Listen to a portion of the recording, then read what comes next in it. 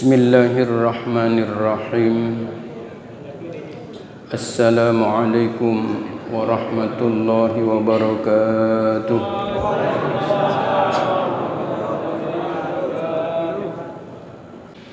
Ya Rabbi bil Mustafa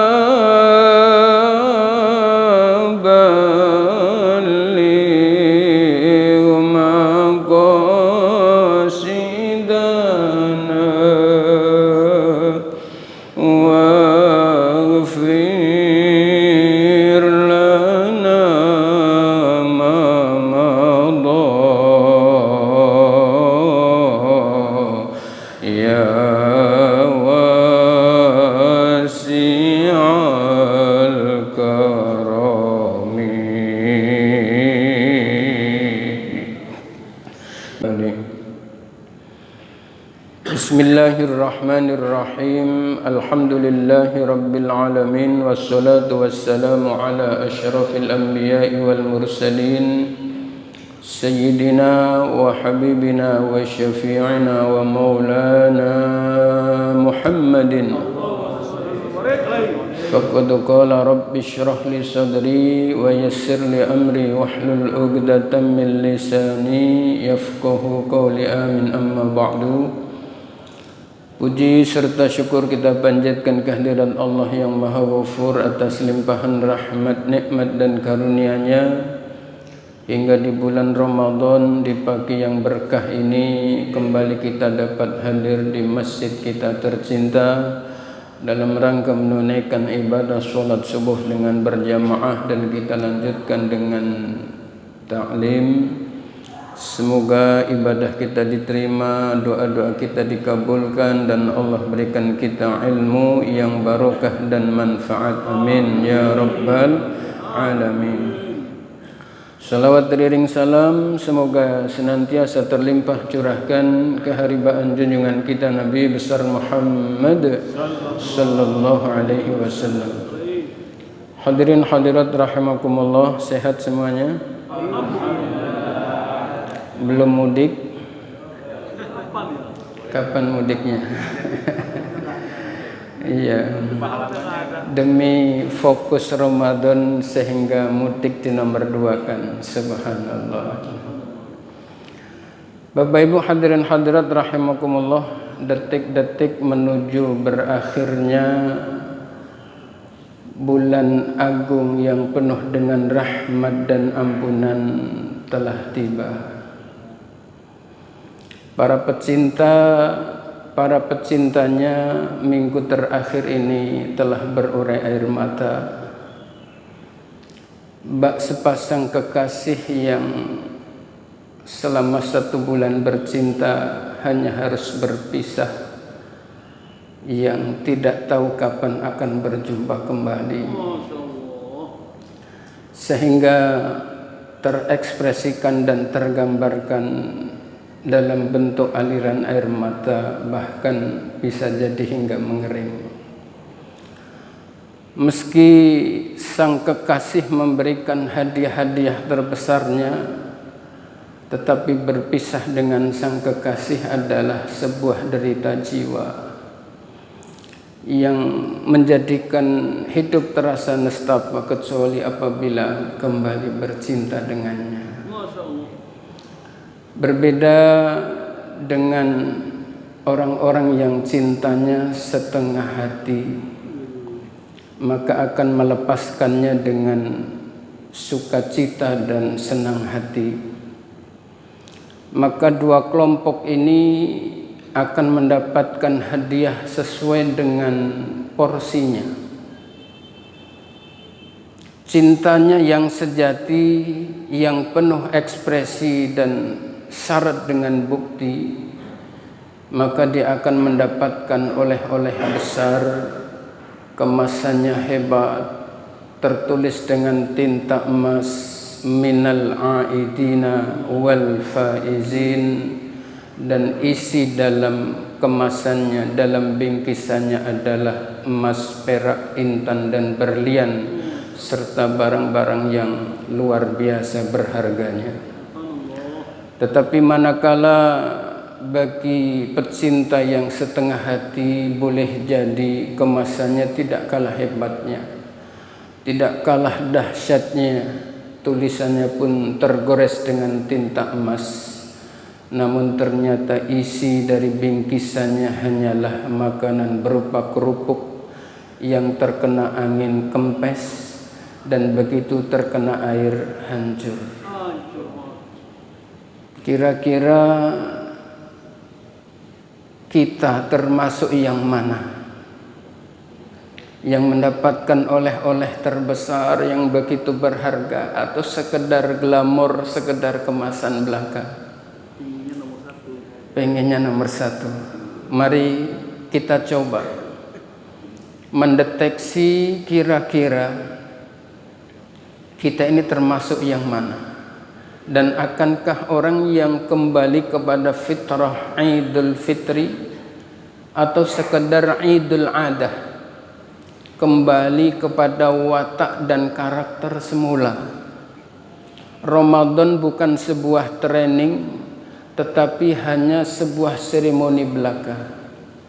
Ramadan bukan sebuah upaya untuk merubah karakter, tetapi lagi-lagi hanya sekedar rutinitas belaka. Bagi kita yang sekedar rutinitas, sesuai dengan konsekuensi logisnya kita akan mendapatkan oleh-oleh sebatas rutinitas saja. Tetapi bagi kita yang benar-benar totalitas ini sebagai training, dan itu akan terbukti dengan beberapa hal. Di antaranya adalah bahwa baginda Nabi memberikan satu tekanan, man lam yubayyitin niyah. Kalimatnya, barang siapa yang tidak niat di waktu malam, fala siyamalahu, maka dia tidak ada hukum puasa. Niat di setiap ibadah mayoritas adalah posisi tempatnya di awal perbuatan fardunya, di perbuatan rukun awalnya. Tetapi berbeda dengan Ramadan. Ramadan itu ditekankan di malam harinya, setelah sholat isya, setelah sholat tarawih, jauh lebih afdol dibanding dengan injury time sudah menjelang adzan subuh. Apa artinya? Bahwa Ramadan ini mengajarkan kepada kita ada titik tekan yang jelas. Puasa menjalani kehidupan, maka kehidupan kita setelah Ramadan berlalu tidak boleh lupa dengan tujuan hidup yang sesungguhnya. Ketika niat kita telah bergeser orientasinya, ketika niat tujuan hidup kita ini telah bergeser dari tujuan yang disyariatkan, yang diiming-imingkan, yang dipamerkan oleh Allah akan mendapatkan hadiah terbaik baik dunia dan akhirat, maka bisa jadi kehidupan kita ini menjadi kehidupan yang tidak jelas, mementingkan sesuatu yang tidak terlalu penting dan meremehkan sesuatu yang sesungguhnya adalah penting. Maka setiap malam, bahwa tikror niat setiap malam itu harus. Dari madzhabul arba'ah yang 3 berarti jumhur, ya, setiap malam harus niat mengulang dan mengulang. Hanya satu yang memperbolehkan, dan itu hanya sekedar alternatif untuk antisipasi kalau lupa, yaitu Imam Malik membolehkan orang niat 1 bulan Ramadan itu di awal, tetapi backupan, sifatnya hanya backupan, kalau ngulangnya lupa, jadi mudah-mudahan tetap sah. Tapi jumhur ulama, berarti mayoritas dari madzhabul arba'ah adalah at-tikror fin niyah fi kulli lailah, itu adalah satu keharusan. Dan betapa pentingnya sekali lagi meluruskan niat. tujuan hidup kita itu arahnya mana, kita telah berikan titik tegasnya, sehingga ketika kita melenceng ke kanan terlalu ke kananan atau ke kiri terlalu ke kirian, maka segera kita bisa melihat arah untuk segera kembali. Man saro 'ala darbi wasala. Barang siapa yang jalan istiqomah pada jalannya, maka dia pasti akan sampai.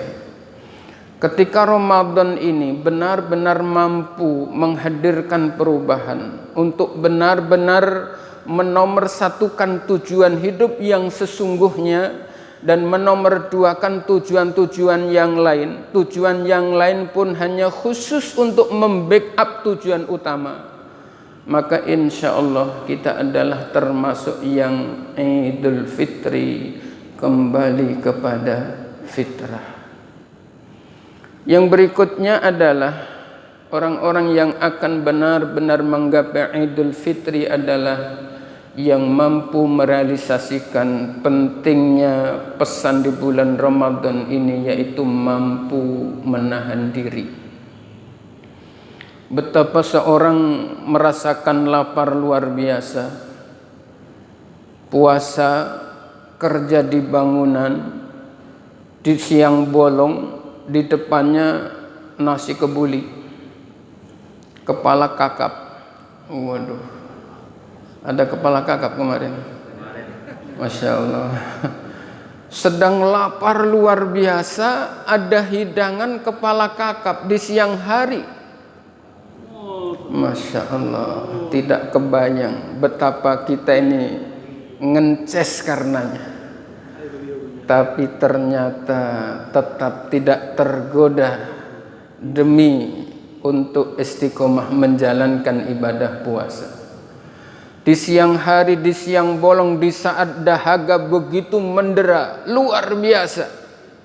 Di hadapan kita ada minuman yang beragam, beraneka warna, bermacam-macam namanya. Ada es buah, ada es jus, ada es kelapa, ada segala macam.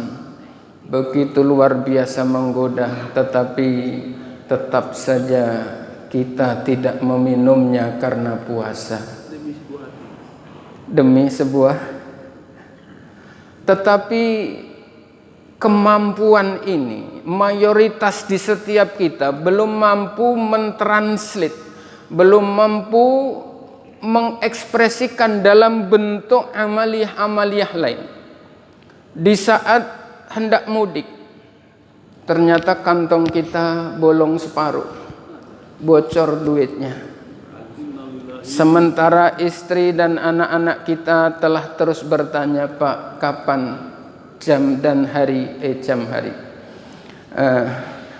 hari dan tanggal kita pulang kampung. Hati semakin gerah karenanya, karena pertanyaan-pertanyaan ini. Sementara istri kita menanyakan, Pak, anak-anak belum punya baju, Pak. Bapak juga belum punya baju untuk pulang kampung. Saya juga belum, Pak. Tiba-tiba ada godaan, ada proyek baru yang menawarkan yang begitu menjanjikan. Tapi ternyata proyek ini semi, abu-abu. Antara halal dan haram, antara jelas dan tidak jelas. Orang yang benar-benar berhasil dididik oleh Ramadan, yang benar-benar mampu mengekspresikan kalimat menahan diri, dia akan dengan tegas berkata, tidak. Lebih baik saya tidak pulang kampung daripada Ramadan saya hancur. Saya hancur karena menerima godaan, yaitu menerima proyek yang kehalalannya tidak jelas. Begitu sedang butuh, begitu sedang terjepit, ternyata godaan datang silih berganti menawarkan hal-hal yang abu-abu. Orang yang benar-benar berhasil dididik oleh Ramadan, dia tidak akan ada bahasa abu-abu. Al halalu bayyinun wal haramu bayyinun wa amrun bainahuma mutasyabihat wa man waqa'a 'ala subhat waqa'a fil haram. Halal itu jelas, haram itu pasti, di antara keduanya adalah syubhat, dan orang yang jatuh kepada perkara syubhat adalah jatuh kepada perkara yang haram. Maka pesan yang terpenting dari sekian banyak yang penting di bulan Ramadan, ketika mampu diekspresikan dalam kehidupan sehari-hari, maka barangkali kita akan termasuk yang Idul Fitri, ada ya'udu idan, yang artinya kembali. Fitri, fitrah adalah kesucian, kesucian jiwa kita, kesucian hati dan nurani kita akan begitu cerdas membaca tentang yang benar dan tidak, begitu cerdas membaca isyarat-isyarat ilahiyah, dan begitu kuat energi di dalam dirinya untuk mengatakan tidak ketika itu tidak benar, dan berkata iya meskipun penuh dengan tantangannya. Hadirin hadirat rahimakumullah, yang berikutnya adalah puasa itu Allah gantungkan pahalanya dengan kepedulian kepada sesama. Baginda Nabi Muhammad sallallahu alaihi wasallam bersabda, "Shaumu Ramadhana mu'allakun bainas sama'i wal ard." Puasa bulan Ramadan itu pahalanya diterima dan tidaknya, pahalanya menggantung di antara langit dan bumi. Wala yurfa'u, dan tidak sekali-kali akan Allah angkat, artinya tidak akan pernah Allah terima, illa bizakatil fitri, kecuali apabila mereka telah benar-benar membayarkan zakat fitrahnya. Ini adalah sebuah kepedulian yang harus benar-benar tumbuh kepada setiap orang yang berpuasa. Ketika kepedulian ini masih tumpul, ketika kepedulian ini benar-benar belum muncul setelah Ramadan berlalu bersamanya, maka bisa jadi Ramadan kita hanyalah sebatas rutinitas belaka. Bagaimana motivasi baginda Nabi dalam beberapa hadis, yang hadis-hadisnya sebagian sudah kita bahas di acara tarawih kemarin. Baginda Nabi menyampaikan dalam banyak hadis, di antaranya yang pertama adalah man qama bi hawaijin nasi fid dunya qadallahu hawaijahud dunyan wa ukhran. Man qama bi hawaijin nas, barang siapa yang hidupnya membantu sesama manusia fit dunya, ketika dia hidup di dunia, qadallahu hawaijahu, maka Allah akan tunaikan, akan Allah bantu untuk menyelesaikan semua urusan-urusannya dan untuk merealisasikan cita-citanya dunyan, baik kehidupan di dunia maupun wa ukhron, kehidupan di akhirat. Ketika Ramadan ini kita masih milah-milah, akan membantu orang apa agamanya, akan membantu orang dia dari mana, dari Aceh, dari Padang, dari mana, wah saya tidak jadi karena saya orang Jawa. Kata bapak kita Padang, wah nggak mau bantu karena dia dari Jawa. Ini berarti tumpulnya ketajaman Ramadan terhadap kita, bukan Ramadan yang tumpul, tapi betapa kerasnya hati kita. Ramadan yang begitu luar biasa ternyata tidak mampu merubah watak kita yang keras itu. Membantu sesama, apapun besar kecilnya, tidak dipedulikan oleh Allah. Allah tidak berikan secara cuma-cuma, itu tidak gratis, akan Allah ganti dengan kemudahan, dan Allah akan membantu menyelesaikan semua urusan-urusan kita. Yang kedua, man qada bi hawaijil muslimi hajatan. Man, barang siapa qada, yang membantu bi hawaijil muslimi, untuk menyelesaikan hajat-hajatnya orang muslim, hajatan, satu hajat saja, maka kana lahu minal ajri, baginya pahala yang besarnya adalah kaman hajja wa tamaro, sebagaimana dia melakukan ibadah haji dan ibadah umrah.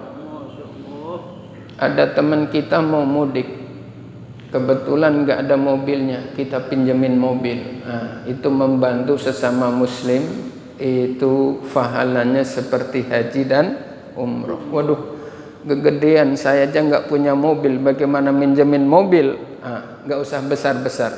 Ketika dia berangkat mau naik Grab, kita bantu ngangkat kopernya, itu sudah membantu. Allah kasih pahala sesuai janji baginda Nabi, akan Allah kasih pahala seperti orang melakukan ibadah haji dan umrah. Betapa surga itu di depan mata kita banget aslinya. Pertanyaannya tinggal mau apa tidak.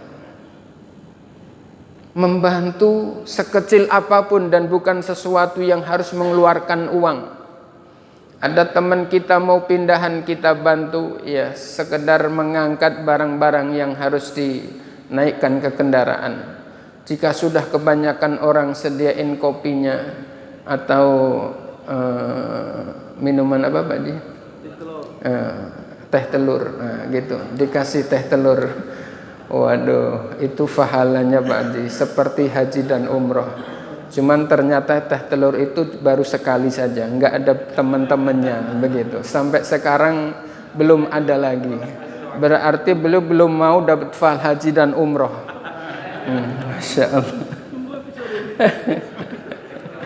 Masya Allah. Iya. Pahala luar biasa dan itu tidak ada yang gratis. Ketika Ramadan ini mampu menghadirkan, menjadi watak, menjadi karakter yang benar-benar gemar berburu untuk membantu orang. Subhanallah, pahala yang Allah janjikan besarnya tidak kira-kira. Yang berikutnya adalah perubahan dalam diri kita dalam bentuk kepedulian berdoa. Ini beberapa hadis juga sudah pernah saya sampaikan, tapi dalam konteks merealisasikan makna Ramadan dalam keseharian kita adalah perlu dan perlu. Baginda Nabi bersabda dalam hadis yang diriwayatkan oleh Imam Tabrani, dua-duanya hadis riwayat Imam Tabrani. Baginda Nabi pernah bersabda, man istaghfaro, man barang siapa istaghfaro, yang memohonkan ampun lil mu'minina wal mu'minat, untuk mukminin dan mukminat, maka kataballahu lahu, Allah catat baginya fi kulli mu'minin, di setiap jumlah satu mukmin, wa mukminatin, dan setiap jumlah mukminah, hasanatan, satu kebaikan.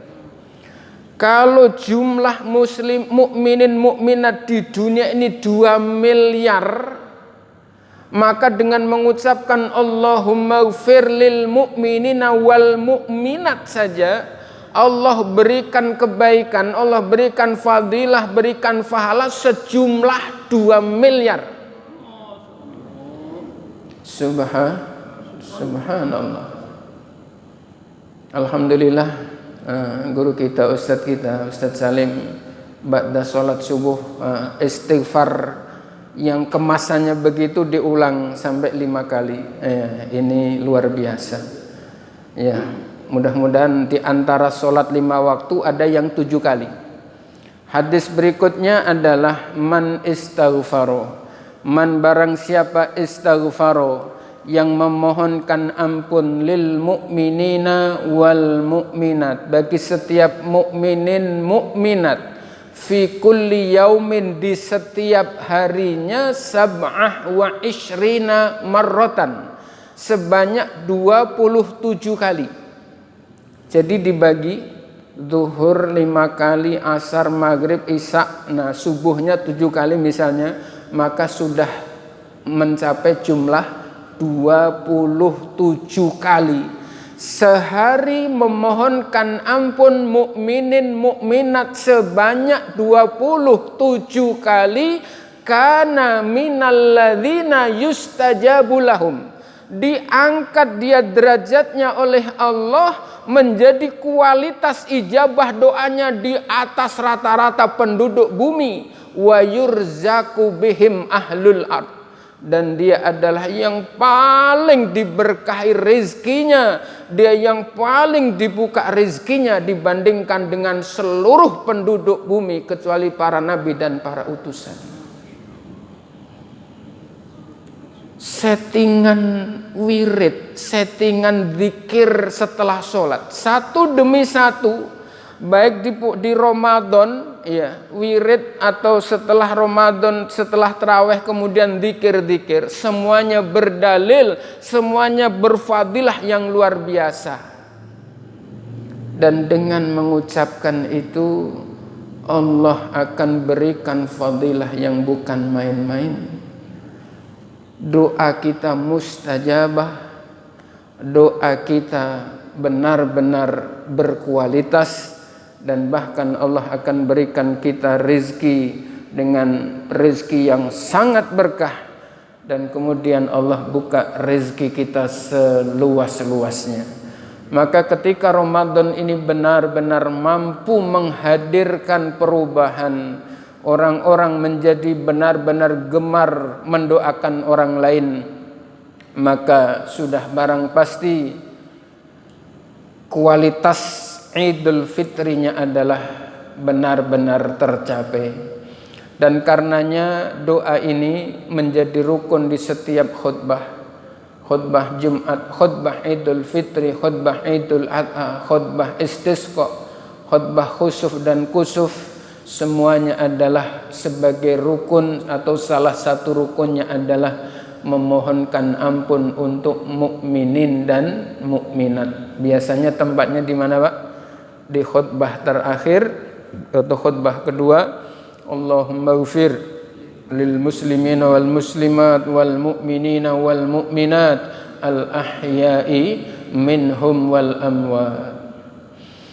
Hadirin hadirat rahimakumullah, ketika Ramadan ini menghadirkan kemampuan untuk merepresentasikan pesan-pesan terbesar di bulan Ramadan dalam kesehariannya, maka akan mendapatkan satu ucapan yang bukan hanya basa-basi tetapi penuh arti, minal aidina wal faizin, semoga tergolong orang yang benar-benar secara hakikat kembali kepada fitrah, wal faizin, dan menggapai kesuksesan.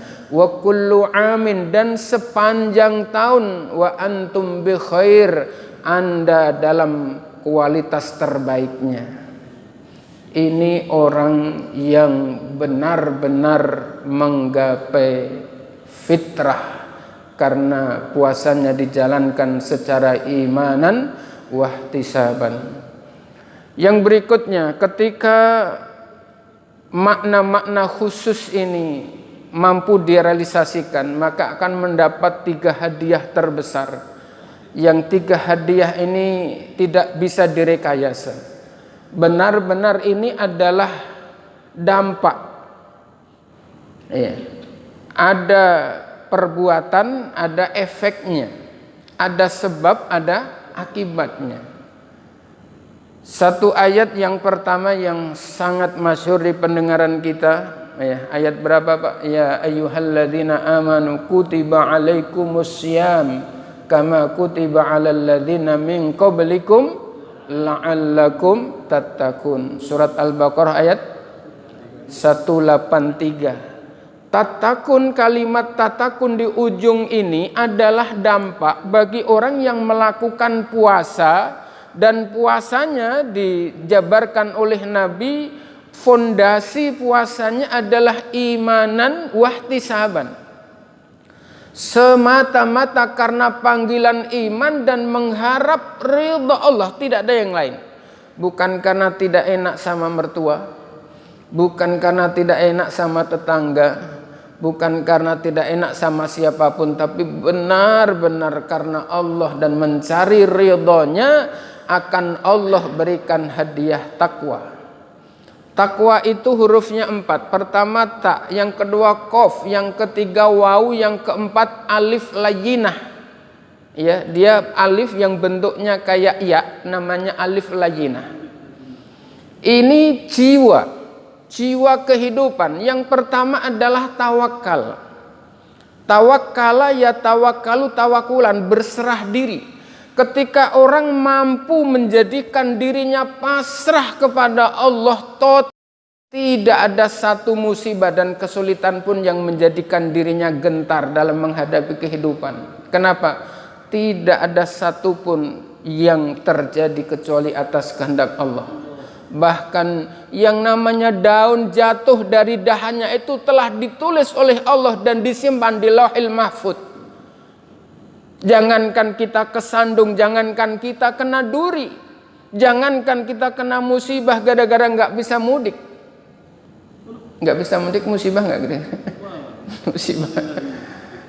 Semuanya sudah takdir Allah, semuanya sudah Allah kehendaki dan pasti ada hikmah, pasti ada rahasianya. Tawakal, pasrah, dan pasrah ini adalah pembatas. Orang berdoa boleh menangis, bahkan air matanya boleh saja kering. Tetapi di ujung doanya tidak ada penyerahan diri kepada Allah. Dia memaksa dan realisasinya jelas, sangat mentah. Menangis, ya Allah, berikan saya uang ya Allah, untuk bisa silaturahim, untuk bisa mudik, bertemu dengan orang tua ya Allah. Sudah 3 tahun tertahan oleh COVID ya Allah, kami tidak bisa pulang. Menangis. Tapi selebihnya di ujung adalah kami serahkan kepadamu ya Allah, Engkau yang maha tahu. Ini tawakal. Tawakal ini yang kemudian Allah akan menyesuaikan. Perlunya berapa sih sampean? 10 juta nih. Kurang 50 juta, gampang 50 juta, nggak ada apa-apanya di hadapan Allah. Allah yang merealisasikan. Ini tawakal. Tawakal itu nyambungnya dengan tauhid Allahus Shomad. Allah tempat bergantung. Ya, ketika hidup ini gantungannya hanya Allah, tidak akan ada ya sesuatu yang menjadikan kita gundah gulana berlebihan. Gundah gulana adalah sekedar proses untuk menerima kenyataan. Setelah itu kita tetap berserah diri kepada Allah karena Allahus Shomad. Allah tempat bergantung. Yang kedua adalah qanaah. Qanaah itu menerima apa adanya setelah berusaha maksimal, berdoa, munajat sepenuh hati, pengen supaya kita lebaran ini bisa beli mobil yang baru yang hebat. Ternyata bisa belinya odong-odong. Alhamdulillah. Qanaah. Karena kehidupan ini bukan atas kemauan, tapi berdasarkan kebutuhan, dan itu yang terbaik menurut kita. Kalau berdasarkan kemauan, mau kita banyak, pengen punya uang 10 miliar untuk membangun ini, beli itu. Masalahnya manfaat apa tidak? Bisa saja uang 10 miliar atau 1 triliun itu justru akan menjerumuskan kehidupan kita. Tapi kebutuhan kita, kebutuhan kita telah Allah atur. Berdoa harus sungguh-sungguh, berjuang luar biasa, pengorbanan harus dijalankan. Tetapi apa yang Allah berikan harus kita terima dengan ikhlas tanpa harus protes. Kenapa? Suatu ketika akan Allah tunjukkan, ini loh, di balik yang kamu mau, ini saya buat simpanan, ini sekarang oleh-oleh untukmu. Bisa di dunia, mungkin 10 tahun yang akan datang, mungkin 30 tahun yang akan datang. Kalau tidak, pasti di akhirat. Ud'uni astajib lakum. Allah berjanji, berdoalah kalian kepadaku, pasti akan aku ijabah. Yang ketiga, wara'. Wara' itu tidak cinta dunia. Tidak cinta dunia ini adalah satu hal yang teramat sangat penting untuk disambungkan dengan tujuan hidup yang sesungguhnya. Tidak cinta dunia bukan harus miskin, tetapi semua yang dijalankan konteksnya adalah ibadah dan maslahah. Nabiullah Sulaiman kaya raya, tapi hartanya andai kata Allah cabut seketika, dia tidak akan pernah merasa kesedihan sedikit pun. Kenapa? Hatinya nyangkutnya kepada Allah, bukan kepada hartanya. Orang hubbud dunya, orang cinta dunia itu bukan harus kaya. Ya, suatu ketika ada kisah Syekh Ahmad ya, dengan ulama Madura yang ketika seorang santri hendak pergi ke Mekah, ya, minta ijazah dan minta izin supaya bisa bertemu dengan ulama besar di Makkah yang bernama Syekh Ahmad. Guru saya kepingin bisa jumpa dengan ulama yang kali berwali. Begitu sampai ke Mekah ditungguin, datang di rumah Syekh Ahmad. Begitu masuk, datang ke pintu gerbangnya telah dijaga orang dengan pengamanan yang super ketat. Menunggu kedatangan Syekh Ahmad, tiba-tiba Syekh Ahmad datang dengan mobil yang super mewah, dikawal dengan pengawal yang sangat banyak. Kata santri ini bukan wali, masuk wali kaya raya. Kemudian begitu sudah dibukakan pintu, digelarkan karpet merah menuju pintu rumahnya. Ini bukan wali. Kiai saya di Madura salah memberikan alamat. Ini bukan wali. Kemudian begitu sudah ketemu, ya, dikenalkan saya dari Madura, Indonesia, ya, nama guru saya adalah ini. Oh, beliau itu wali besar seperti saya. Lebih tidak percaya lagi, wali kok ngaku seperti saya. Ini kiai saya salah ngasih alamat kepada orang yang salah alamat. Akhirnya bahasa Inggrisnya oras rantan. Oras rantan. Begitu pulang ke Indonesia langsung datang ke kiainya untuk komplain. Apa komplainnya kiai? Kiai salah alamat kiai. Iya, ulama besar yang di Mekah yang saya jumpai bukan wali seperti yang kiai sampaikan. Memangnya kenapa? Wali kok kaya raya? Wali kok dikawal banyak orang? Wali kok naiknya kendaraan mewah? Wali kok digelarkan karpet merah? Wali kok bilang aku wali besar? Apa kata gurunya? Wali itu tidak harus miskin. Kamu sendal kanan sama sendal kiri berbeda. Kancing bajumu atas dengan bawah berbeda. Belum tentu itu tidak hubbud dunya. Dan belum tentu beliau ulama besar sesungguhnya wali adalah cinta dunia karena kekayaannya. Buktikan. Kamu beli sendal baru, bawa ke masjid, hilang, kepikiran sampai sebulan. Itulah kamu adalah cinta dunia. Yang ada di dalam hatimu adalah dunia. Tapi beliau biar super kaya raya, kalau saja hartanya Allah cabut seketika, tidak ada tangis di sana. Jadi wali tidak harus kaya. Qanaah menerima apa adanya. Bukan cinta dunia meskipun dalam kondisi yang kaya raya, karena kekayaannya adalah amanah dan pasti orientasinya adalah ibadah dan kemaslahatan. Yang keempat adalah ikhlas. Ikhlas itu kalau dibahasakan teman-teman kita adalah laksana mencari semut hitam di atas batu yang hitam di tengah gelap gulita, tengah malam gelap gulita. Ikhlas itu adalah harus dicari.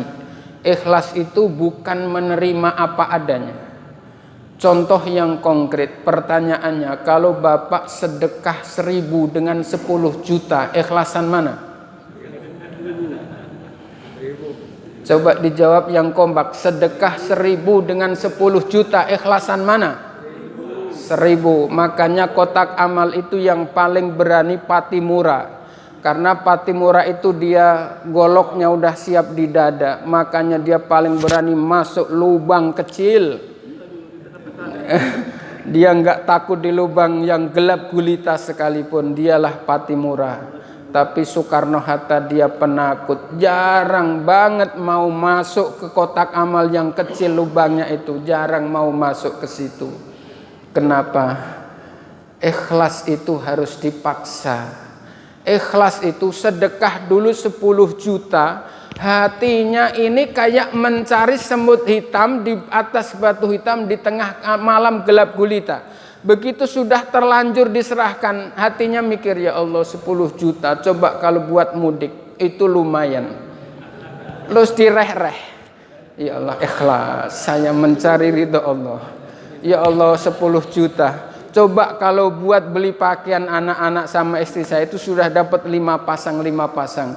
Direh-reh, ikhlas. Kalau sedekah 1000 mau udah nggak perlu dipaksa, sudah ikhlas. Super ikhlas. Subhanallah. Maka takwa akan menghantarkan dan berhasil merealisasikan 4 karakter ini. Dan itu akan didapat apabila puasanya adalah imanan wahtisaban, benar-benar totalitas karena Allah dan mengharap ridhonya. Yang berikutnya, hadiah kedua adalah la'allakum tashkurun. Akan menjadi orang yang pandai bersyukur.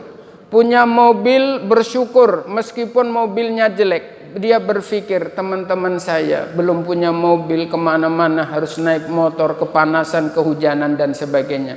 Punyanya motor, dia akan bersyukur, alhamdulillah saya punya motor, teman-teman saya cuman mampu beli sepeda. Ya, akhirnya dia gegojek kemana-mana, akhirnya telat untuk mencapai tujuannya. Punya sepeda bersyukur, alhamdulillah teman saya nggak punya sepeda, hanya bisa jalan kaki. Yang bisa jalan kaki bersyukur, saudara saya masuk rumah sakit gara-gara kakinya patah. Yang kakinya patah 1, dia bersyukur, alhamdulillah kaki saya cuman patah 1, teman saya dua-duanya patah. Yang dua-duanya patah, dia masih bersyukur, alhamdulillah ya Allah, saudara saya meninggal, jangankan kaki, sampai nyawanya pun dia tidak punya. Itu bersyukur, melihat urusan dunia jauh ke bawah, tapi melihat kebaikan selalu ke atas. Ya Allah, saudara saya dia bisa iktikaf selama 10 hari, kok saya lewat terus ya Allah, sedih gundah gulana. Temannya bisa istiqomah datang ke pengajian, dia sedih, dia iri pengen bisa. Temannya bisa membantu orang-orang banyak, dia sedih ketika dia belum bisa membantu seperti temannya. Dia adalah la'allakum tashkurun, orang yang Allah beri hadiah rasa syukur dalam jiwanya. Jangankan hidup di dalam hotel mewah, di gedung dan istana, dia hidup di kolong jembatan, bahagia tetap hadir di dalam dirinya. Dia tetap bahagia menikmati sentuhan-sentuhan indah di dalam kolbunya apabila mereka puasa totalitas dan mendapatkan hadiah la'allakum tashkurun. Wa idza sa'alaka 'ibadi 'anni fa inni qarib. Dan ketika mereka bertanya kepadaku, ibadi hamba-hambaku, anni tentang aku, jawablah fa inni qarib, aku adalah dekat, ujibu da'watad da'i, yang selalu mengijabah doa-doa, idza da'ani, ketika mereka berdoa. Falyastajibuli wal yu'minu bi la'allahum yarsyudun. Kalimat yarsyudun ini adalah hadiah terbesar. Selalu mendapatkan bimbingan-bimbingan khusus oleh Allah dalam hatinya, dalam dirinya, sehingga mengarungi kehidupan 11 bulan yang akan datang. Dia adalah mendapatkan gelar minal aidina wal faizin wa kullu amin wa antum bi khair. Sepanjang tahun engkau dalam kondisi yang terbaik. Kecerdasan hatinya semakin naik dan semakin naik. Begitu mudah menerima bimbingan, menerima isyarat batin uluhiyah, dan dia akan menggapai kehidupan yang terbaik. Semoga Allah Subhanahu wa taala berikan kita kualitas puasa kita yang terbaik, termasuk orang-orang yang menangis melepaskan Ramadan kita tercinta dan mendapatkan hadiah takwa, mendapat hadiah ahli bersyukur, dan mendapatkan menjadi orang yang benar-benar selalu mendapat bimbingan batiniah dari Allah Subhanahu wa taala. Sementara sampai di sini, saya biasanya ngaji di tempat lain Pak, ada kopi Pak. Hari ini enggak keluar-keluar kopinya. Maka kita cukupkan sampai di sini. Wallahul muwaffiq ila aqwamit thoriq. Wassalamualaikum warahmatullahi wabarakatuh.